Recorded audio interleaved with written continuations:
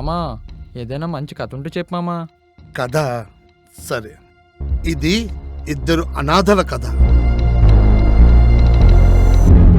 ఇద్దరు అనాథలు ప్రాణ స్నేహితులుగా మారిన కథ.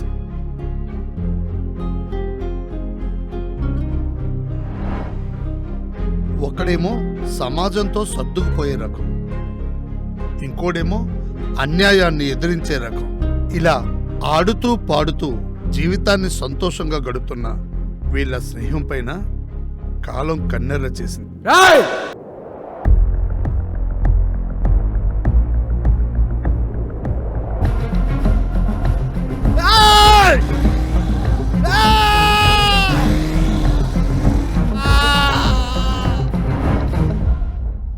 అయితే కాలం మర్చిపోతున్నది ఏంటంటే పరిస్థితులు చేజారినప్పుడే ప్రతి సామాన్యుల్లోని ఒక అభిమన్యుడు ఉంటాడు.